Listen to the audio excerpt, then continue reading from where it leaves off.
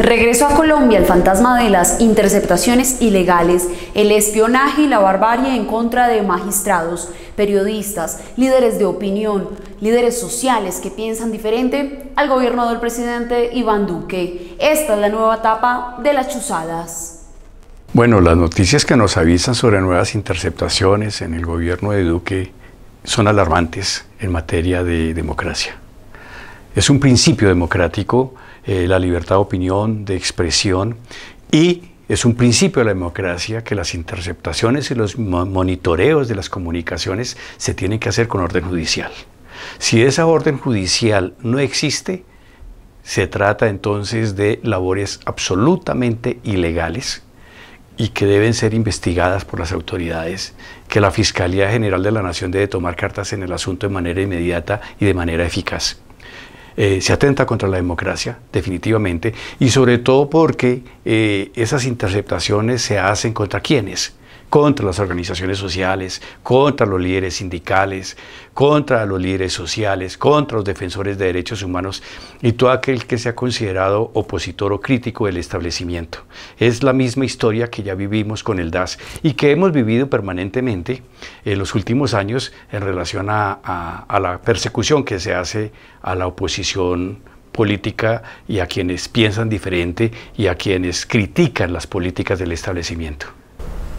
Mientras desde las organizaciones sociales, las plataformas defensoras de derechos humanos, los territorios como Bojayá en el departamento del Quibdó le siguen haciendo un llamado al presidente de la República, Iván Duque, para que genere las medidas que garanticen y protejan la vida de los líderes sociales y de las defensoras de derechos humanos que siguen siendo amenazadas y cercenadas en territorio por los grupos paramilitares, pues tal y como lo reveló la revista Semana, parece que la tecnología y la inteligencia militar está dispuesta para que se agreda a los mismos líderes.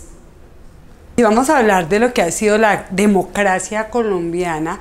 Esta ha estado enmarcada dentro de periodos, unos más álgidos que otros, donde ha habido una constante violación de los derechos humanos.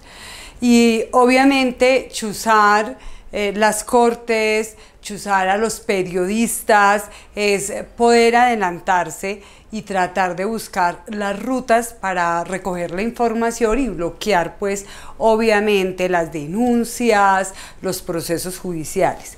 Pero detrás de esto también hay una historia de lo que se conoce frente a los líderes sociales, a los dirigentes sindicales, defensores de derechos humanos, que muchas veces el DAS en su tiempo, la policía y otros organismos de inteligencia tenían información adelantada, información de los movimientos, de las actividades.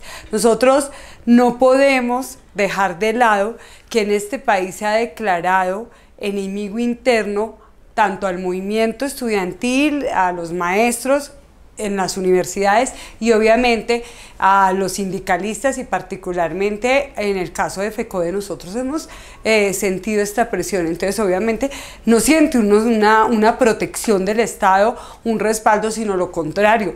Tenemos que cuidarnos de quienes tienen la obligación de realmente proteger nuestros derechos, incluso nuestro derecho a protestar, a pensar diferente, a oponernos y a construir procesos alternativos que estamos en todo derecho a hacer. Los maestros y los líderes sindicales también son víctimas de esta vieja práctica de interceptaciones ilegales. Sí, en efecto, por ejemplo, el colectivo de abogados ya había hecho una solicitud a las autoridades diciendo si sus comunicaciones estaban siendo interceptadas.